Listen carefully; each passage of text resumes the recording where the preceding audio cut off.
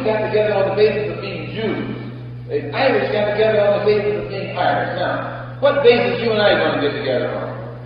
We've got to have some kind of basis. But as soon as we mention the only basis that we've got to get together on, they trick us by telling our leaders, that anything that's all black is put segregation in reverse. Isn't that what they say? So the people who are black don't want to get together because they don't want segregation. The man is tricky, brothers and sisters. Man is tricky. He's a master of trick. And if you don't realize how tricky he is, he'll have you maneuvered right on back into slavery. I shouldn't say back into slavery because we're not out of it yet.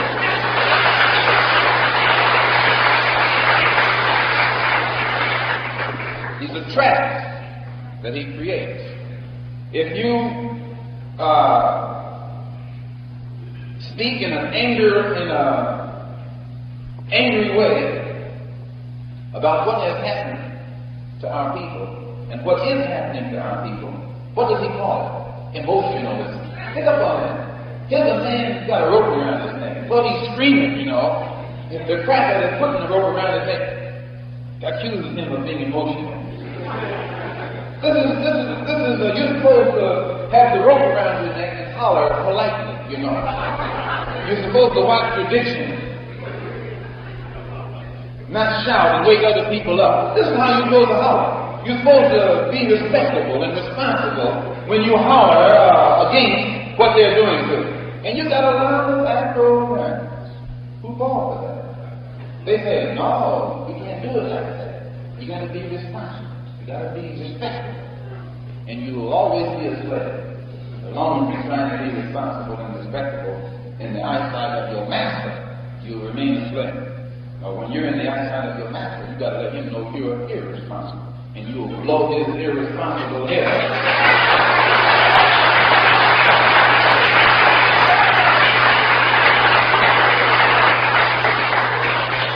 Then again, you've got another trap that he maneuvers you into. If you begin to talk about what he did to you, he'll say that's hate. He's teaching hate. Pick up on that. He won't say he didn't do it, because he can. But he'll accuse you of teaching hate. Just because you begin to spell out what he did to you, which is an intellectual trap, because he knows we don't want to be accused of hate. And the average black American who has been real brainwashed, he never wants to be accused of being emotional. You ever watch one of them? Yeah, if you watch that real bourgeois black American. He never wants to show any sign of it, but he won't even have his teeth. You can have some real soul music.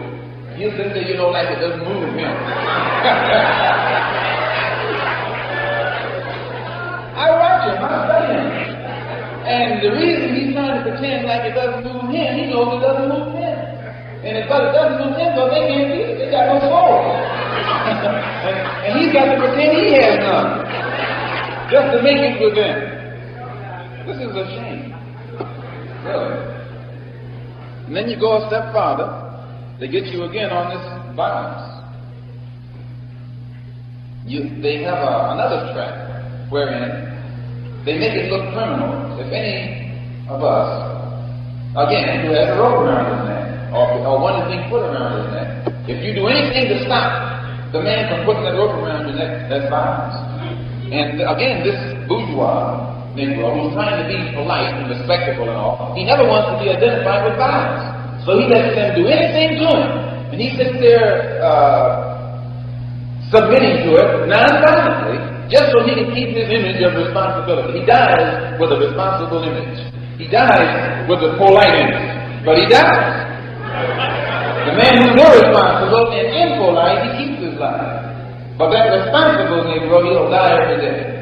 But if the irresponsible one dies, he takes some of those with him who were trying to make him die. So the era that we're living in is an era in which we see the people in the East on the rise and the people in the West on the decline. That is, the dark world is rising and the white world or Western world is having its power curtailed. This is happening, and it's happening every day. Even in take right there in Saigon. in South Vietnam. Don't you realize that 20 years ago, those little people over there didn't have a chance? All they needed would be a battleship to sail up to the coastline, and everybody over there would bow down. Yes, the boss. That's how they said it, same as you said it over here. But not now. Now they don't yes to nobody's boss. They get them a rifle and run boss clean on out of there. The entire East, the dark world, is on the rise. Whether you like it or not. If the dark world rises up, it puts the white world on the spot. It puts the western world on the spot. And it puts you and me on the spot. Why does it put us on the spot? Because although we're in the West, we're from the East. Many black Americans don't realize this. You are not of the West. You are in the West. You're not a Westerner. You're from the East. You're not white. You're in the white world. That doesn't make you white. You're as black as you ever were. But you're just in the white world.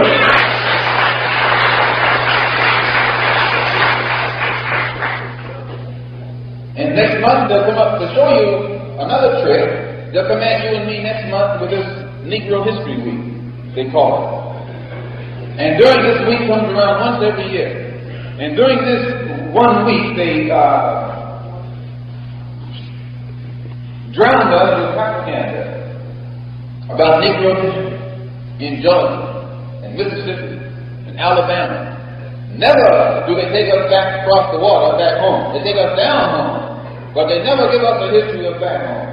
They never give us enough information to let us know what were we doing before we ended up in Mississippi, Alabama, Georgia, Texas, and some of those other prison states. They give us the impression with Negro History Week that we were cotton pickers all of our lives. Cotton pickers, orange growers, mammies and uncles for the white man in this country. This is our history when you talk in terms of Negro History Week. They might tell you about one or two people who took a peanut and made another white man rich.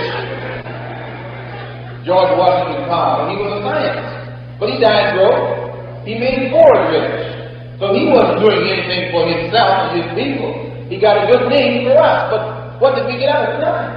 The master got it. It's like a dog who runs out in the woods and grabs a rabbit. No matter how hungry the dog is, does he eat it? No. He takes it back and lays it at the boss's feet. And the boss skins it, takes the meat, and gives the dog the bone. And the dog is going right on hungry again. But he didn't know. He could have gotten the rabbit and ate it for himself. And boss couldn't even have caught him to win it. So he can outrun the boss. But it's the same way with you and me. Every contribution we make, we don't make it for our people. We make it for the man. We make it for our master. He gets the benefit from it. We die not for our people. We die for him. We don't die for our home and our house. We die for his house. We don't die for our country. We die for his country. A lot of you all were fools on the front line. Were you not? Yes, you were. You put on the uniform and were right up on the front line like a roaring hound dog, barking for master. And when you come back here, you'll have to bark once you got back.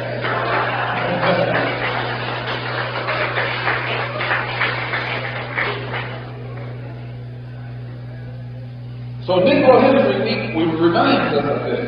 It doesn't remind us of past achievements, but it reminds us only of the achievements we made in the Western Hemisphere under the tutelage of the white man. So that whatever achievement that was made in the Western Hemisphere that the spotlight is put upon, this is the white man's shrewd way of taking credit for whatever we accomplished. But he never lets us know of an accomplishment that we made prior to being brought here. This is another trick. The worst trick of all is when he names us Negro and calls us Negro. And then when we call ourselves that, we end up tricking ourselves. As my brother Cassius was on the screen the other night talking with Les Green about the word Negro. I wish he wouldn't have gone so fast, but he was in a position to have done a very good job. And but he was right in saying that we're not Negroes. And have never been until we were brought here and made into that. We were scientifically produced by the white man.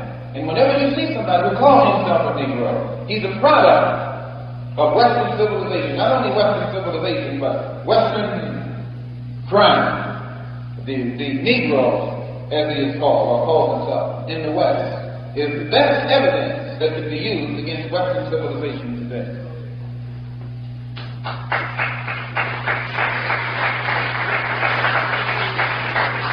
One of the main reasons we're called Negro is so we won't know who we really are.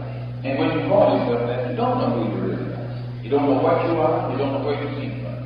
You don't know what is yours. And as long as you call yourself a Negro, nothing is yours. No languages, you can't lay claim to any language, not even English.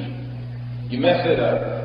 You can't lay claim to any name, any type of name that will identify you as something that you should be. You can't lay claim to any culture as long as you use the word Negro to identify yourself. It attaches you to nothing. It doesn't even identify your color.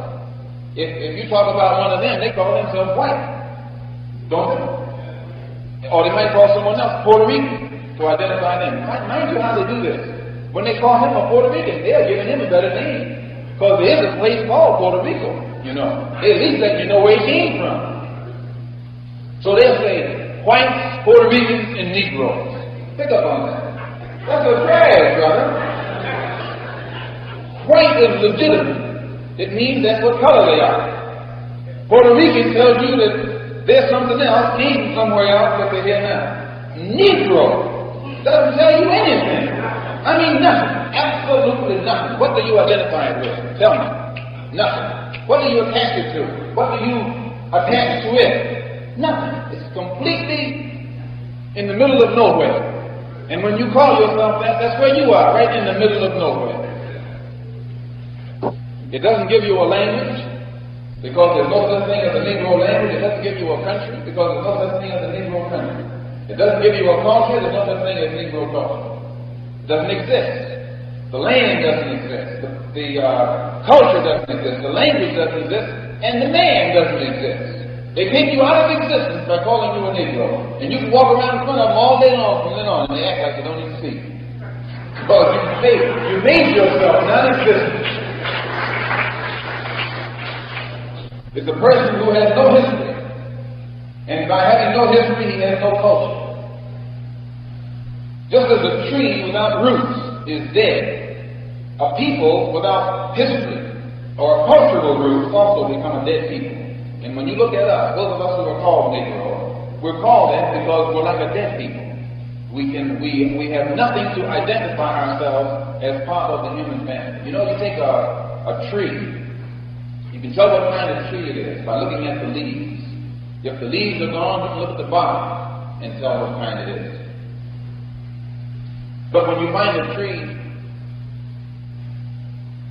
with the leaves gone and the bark gone, everything gone, you call that a what? A stump. And you can't identify a stump as easily as you can identify a tree. And this is the position that you and I are in here in America. Formerly, we could be identified by the names we wore when we came here. When we were first brought here, we had different names. When we were first brought here, we had a different language. And these names and this language identified the culture that we were brought from, the land that we were brought from. And in identifying that, we were able to point toward what we had produced, our net worth. But once our names were taken and our language was taken and our identity was destroyed and our roots were cut off with no history, we became like a stump, something dead, a twig, over here in the Western Hemisphere. And anybody could step on us, trample upon us, or burn us, and there'd be nothing that we could do about it. Those of you who are religious, who go to church, there are stories in the Bible that can be used easily to pretty well tell the condition of the black man in America once he became a Negro, where they refer to him in there as the lost sheep, meaning someone who's lost from his own kind. Which is how you and I have been for the past 400 years. We've been in a land where we are not citizens, or in a land where they treated us as strangers. Or they have another symbolic story in there called the dry bones. And many of you have gone to church Sunday after Sunday and got, The ghosts, they call it. Happy. And started talking about, when the old preacher started singing about dry bones, you knock over benches. Just because he was singing about them bones, those dry bones. I don't know how to say that. But you never could identify the symbolic meaning of those bones. How they were dead because they had been cut off from their own time. And our people here in America have been in the same condition as those dry bones that you sit in church singing about. But you shed more tears over those dry bones than you shed over yourself. This is going to show what happens to a people when they are cut off and stripped of everything, like you and I have been cut off and stripped of everything. We become a people like no other people. And we are a people like no other people. No other people on earth like you and me. We're unique. We're different. They say that we're Negroes, and they say that Negro means black, but yet they don't call all black people Negroes. You see the contradiction? Language. They say that we're Negro because Negro means black in Spanish. Yet they don't call all black people Negroes. Something there doesn't add up. And then to get around it, they say mankind is divided up into three categories: Mongoloid, Caucasoid, and Negro. Now pick up on that. And all black people aren't Negro. They got some jet black ones that they classify as Caucasoid. But if you study very closely, all of the black ones that they classify as Caucasoid are those that still have great civilization, or still have the remains of what was once a great civilization. And the only ones that they classify as Negroid are those that they find with no evidence that they were ever civilized. Then they call them Negroid. But they can't afford to let any black-skinned people who have evidence that they formerly occupied a high seat in civilization, they can't afford to let them be called Negroid, so they take them on into the Caucasoid classification. And actually, Caucasoid, Mongoloid, and Negroid, there's no such thing. These are so-called anthropological terms that were put together by anthropologists who were nothing but agents of the colonial powers, and they were purposely given that status. They were purposely given such scientific position in order that they could come up with definitions that would justify the European domination over the African and the Asian. So immediately they invented classifications that would automatically demote these people or put them on a lesser level. All of the Caucasoids are the high level. The Negroids are kept at a low level. This is just plain trickery that their scientists engage in order to keep you and me thinking that we never were nothing, and therefore he's doing us a favor as he lets us step upward or forward in his particular society or civilization. I hope you understand what I'm saying. Now then, once you see that the condition that we're in is directly related to our lack of knowledge concerning the history of the black man, only then do you realize the importance of knowing something about the history of the black man. And the black man's history, when you refer to him as a black man, you go way back. But when you refer to him as a Negro, you can only go as far back as the Negro goes. And when you go beyond the shores of America, you can't find the Negro. So if you go beyond the shores of America in history, looking for the history of the black man, if you're looking for him under the term Negro, you won't find him. He doesn't exist. So you end up thinking that you didn't play any role in history. But if you want to take the time to do research for yourself, I think you'll find that on the African continent, there was always, prior to the discovery of America, there was always a higher level of history, a higher level of culture and civilization than that which existed in Europe at the same time. At least 9,000 years ago, they had a black civilization in the Middle East. It wasn't even in Africa. In the Middle East, called the Sumerians. Now when they show you pictures of the Sumerians, they're trying to make you think that they were white people. But if you go and read some of the ancient manuscripts, or even read between the lines on some of the current writers, you'll find that the Sumerian civilization was a very dark-skinned civilization, and it existed prior even to the existence of the Babylonian Empire, right in the same area where you find Iraq and the Tigris, Euphrates rivers there. There was a black-skinned people who lived there, who had a high state of culture way back then. And at a time even beyond theirs, there was a black-skinned people in India who were black, just as black as you and I, called Dravidians. They inhabited the subcontinent of India even before the present people that you see living there today. And they had a high state of culture. And the present people of India even looked upon them as gods. Most of their statues, if you notice, have pronounced African features. You go right to India today, in their religion, which is called Buddhism, and they give all their Buddhas the image of a black man, with his lips and his nose and even show his hair all curled up on his head. His hair they didn't curl it up. It was born. He was born that way. And these people lived in that area before the present people of India lived there. The black man lived in the Middle East before the present people who are now living there lived there. And he had a high culture and a high civilization, to say nothing about the oldest civilization of all that he had in Egypt along the banks of the Nile. And in Carthage in northwest Africa, another part of the continent, and at a later date in Mali and Ghana and Tonga and the Moorish civilization. All of these civilizations existed on the African continent before America was discovered. Now, the black civilization that shook the white man up the most was the Egyptian civilization. And it was a black civilization. It was along the banks of the Nile, which runs through the heart of Africa. But again, this is a tricky white man, and he's tricky.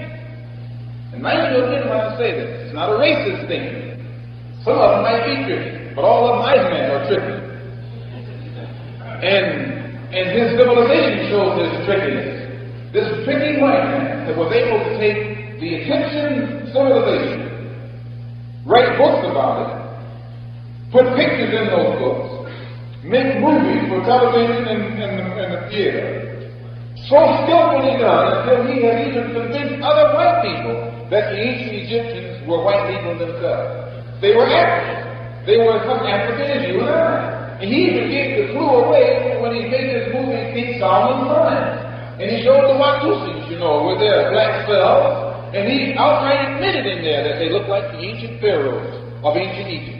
Which means that the white man himself, he knows that the black man had this high civilization in Egypt. Which today the remains show the black man in that area had mastered mathematics, had mastered architecture, and could the building, the art of building, science of building things, had even mastered astronomy. The pyramid, as the white scientists admit, is constructed in such a position on this earth to show that the black people who were the architects of it had a knowledge of geography that was so vast they knew the exact center of the earth's landmass, because the base of the pyramid is located in the exact center of the earth's landmass, which it could not have been so situated by its architect unless the architect in that day had known that the earth was round and knew how much land there was in all directions from where he was standing. And the pyramid was built so many thousand years ago that they don't even know the exact time that it was built. But they do know that the people who brought it into existence had mastered the science of building, had mastered the various sciences of the earth, and had mastered astronomy. I read one where one scientist said that the architect of the pyramid had built a shaft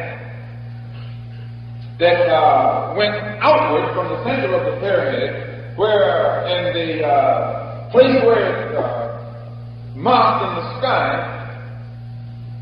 was the location where a star, a blue star, I think, some color star, made an appearance only once every 50,000 years. Now they said that this architect's knowledge of astronomy was so vast that he evidently had access to histories or records that spotlighted the existence of a star that made its appearance at a certain spot in the sky only once every 50,000 years. Now, he could not have known this unless he had records going back beyond 50,000 years. Yet the pyramid is a living witness today that the black people who were responsible for bringing it into existence had this kind of knowledge. And when you read the opinions of the white scientists about the pyramid and the builders of the pyramid, they don't make any secret at all over the fact that they marvel over the scientific ability that was in the possession of those people way back then. They had mastered chemistry to such extent they could make paints that the dye has not, the color doesn't fade right.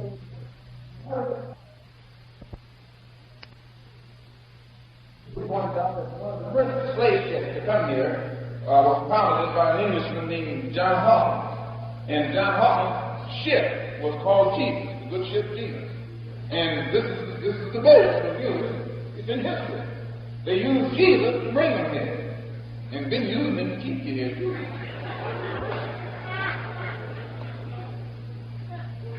When our people got here and found out what they had gotten into, they didn't want to stay. Many of them started looking for that ship that brought them here. And the slaves have a whole spiritual which they sing, steal away to Jesus. Steal away home.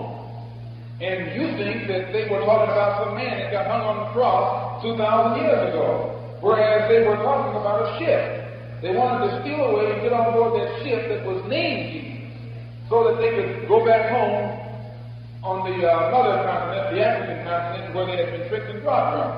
But you got poor Negroes today who have been brainwashed. You see them sitting in church talking about steal away to Jesus. They talk about going up yonder, dying, and going from there. Showing you how your mind is all messed up. They were talking about a boat. Or they used to sing the song, you can have all this world, but give me Jesus. They weren't talking about that man that died supposedly on the cross. They were talking about a boat. You can have this world, this Western world, this evil, corrupt, run-down, low-down Western world, but give me Jesus, the boat.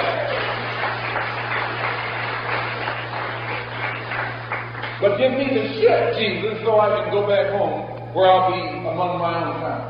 This is what the spiritual came from. But they got it in the church today. That old dumb preacher has your mind, yes, dumb preacher. Has your and my mind so messed up, we think that Jesus is somebody that died on the cross. And we sit there foaming at the mouth, talking about you can have all this world, but give me Jesus. And the man took all this world and gave you Jesus, and that's all you got. It was Jesus.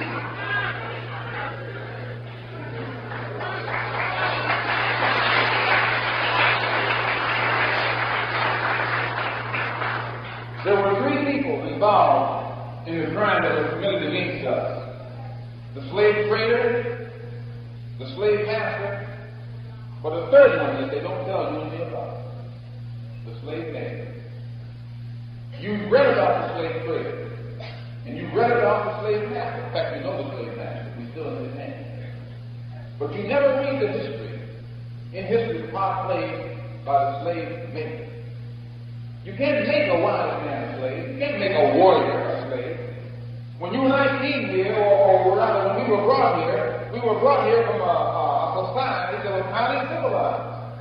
Our culture was at the highest level. And we were warriors. We knew no fear.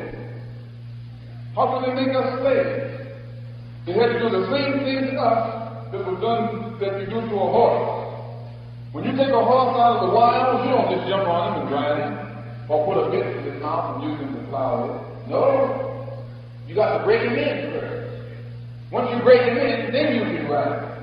Now the man who rides him is not the man who breaks him in. It takes a different type of man to break him in than it takes to ride him. The average man that can ride him can't break him in. It takes a cruel man to break him in.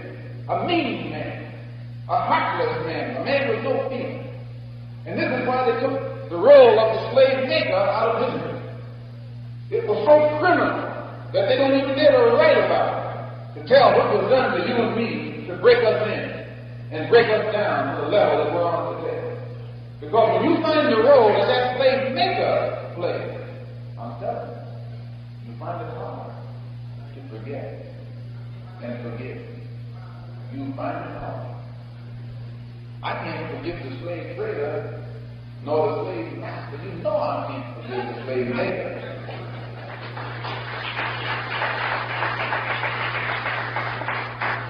people weren't brought, our people weren't brought right here to this country. They were first dropped off in the West Indian Islands, in the Caribbean. Most of the slaves that were brought from Africa were dropped off first in the Caribbean, West Indian Islands. Why? This was the breaking in grounds. They would break the men down there, and as they broke the men, then they would bring the ones whose spirit had been broken onto America. They had all kinds of methods of breaking the men. They bred fear into them, for one thing. I read in one book how the slave Mecca used to take a pregnant woman, black woman, and make her watch as her man would be tortured or put to death. One old slave maker had trees that he planted in positions where he would bend them and tie them, and then tie the hand of a black man to one and the hand to the other and his legs to two more. And he cut the rope.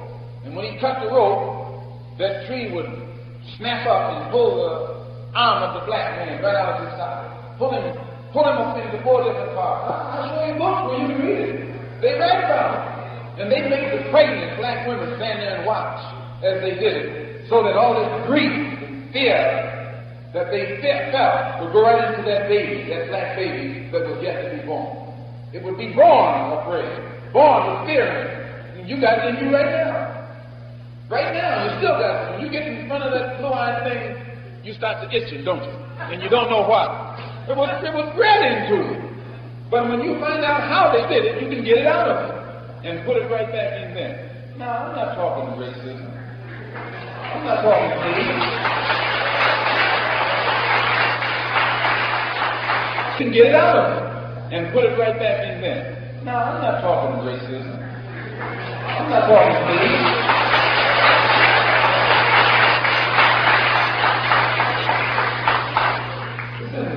This is history.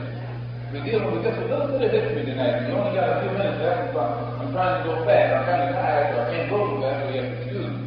But I just want to get the rest of this out. They used to take a black woman who would be pregnant and tie her up by her toes, let her be hanging head down. And while the baby, they would take a knife and cut her stomach open, let that black unborn child fall out, and then stomp its head in the ground. You only got a few minutes left. I'm trying to go fast. I'm kind of tired, so I can't go too fast, so you have to excuse me. But I just want to get the rest of this out. They used to take a black woman who would be pregnant and tie her up by her toes, let her be hanging head down.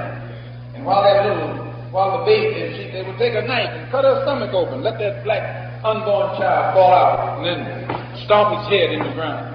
I show you books where they write about this. I name them to you. Slave Trade by Spears, From Slavery to Freedom by Pope Franklin, Negro Family in the USA. Frazier touches on some of it all night long. Anti-slavery by Dwight Lowell DeMond. I cite your books all night long, where they rank themselves on what they did to you and me, and got nerve to say we teach hate because we're talking about what they did. While they're lucky, really, they're lucky, they're fortunate.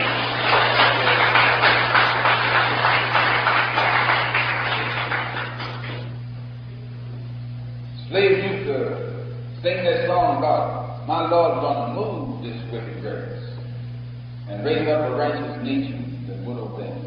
They knew what they were talking about. They were talking about the man. They used to sing the song, Good News of Charity is coming. If you notice, everything they sang, those spirituals were talking about going to get away from here. None of them wanted to stay here. Only one, you the one sitting around here now like a now on the law, wanting to stay here. You're supposed to be educated in this. You're supposed to know what's happening, you know. They're not supposed to know what's happening, but everything they sang, every song, had a hint in it that they weren't satisfied here, that they weren't being treated right, that somebody had to go. The slave maker knew that he couldn't make these people slaves until he first made them dumb. And one of the best ways to make a man dumb is take his tongue, take his language. Even a man who can't talk, what do they call him? A dummy. Once your language is gone, you are done. You can't communicate with people who are your relatives. You can never have access to information from your family. You just can't communicate. So, and also if you notice, the natural tongue that one speaks is referred to as one's mother tongue. Mother tongue. And the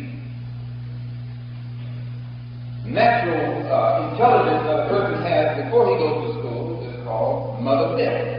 Not father wit. It's called mother wit because everything a child knows before it gets to school, it learns from its mother, not its father. And if it never goes to school, whatever native intelligence it has, it got it primarily from its mother, not its father. So it's called mother wit. And the mother is also the one who teaches the child how to speak its language. So that natural tongue is called mother tongue. Whenever you find as many people as we who aren't able to speak any mother tongue, well, that's evidence right there. Something was done to our mother. Something had to have happened to her. And they had laws in those days that made it mandatory for a child to be taken, for a black child, to be taken from his mother as fast as that child was born. The mother never had a chance to really. The child would be brought up somewhere else, away from the mother, so that the mother couldn't teach the child what she knew about itself, about her past, about its heritage. It would have to grow up in complete darkness, knowing nothing about the land where it came from or the people that it came from, not even about its own mother. There was no relationship between the black child and its mother. It was against the law.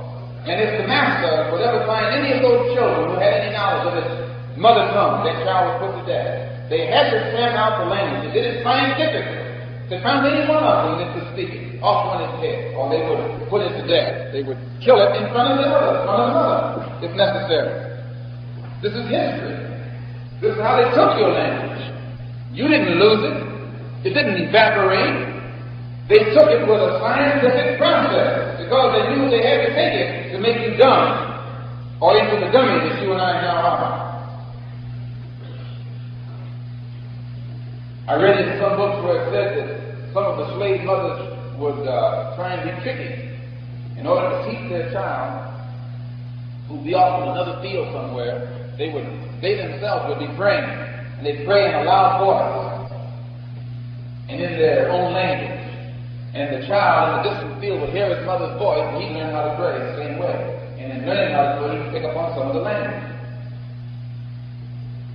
And the master found that this was being done, and immediately he stepped up his efforts to kill all the little children that were benefiting from this. And so it became against the law, even for the slave to be caught praying in his tongue if he knew it. It was against the law. You've heard some of the people say they had to pray with their head in the bucket.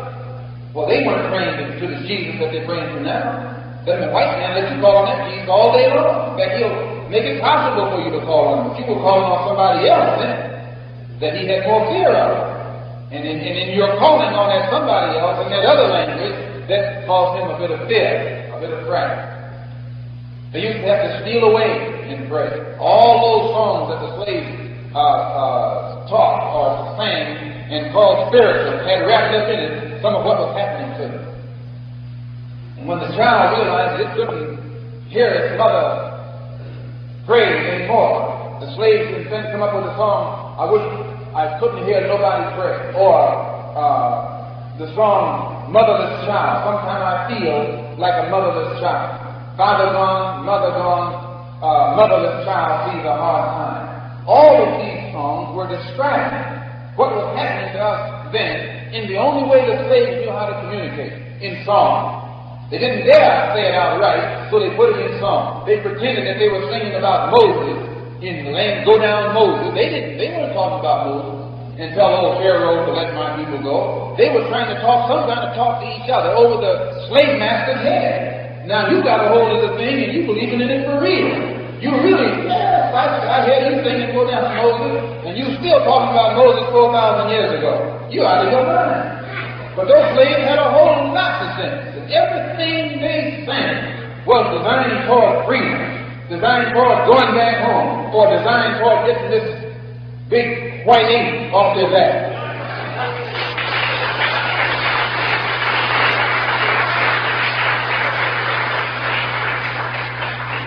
For 300 years, we stayed in that level. We stayed at that level. Finally, we got to where we had no language, no history, no name. The white man named us after himself. Jones, Smith, Johnson, Bunch, and names like those.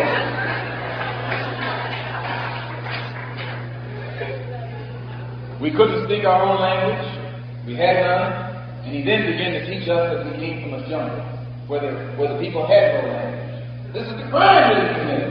He convinced us that our people back home were savages, animals in the jungle. And the reason we couldn't talk was because we never had a language. And we grew up thinking that we never had one.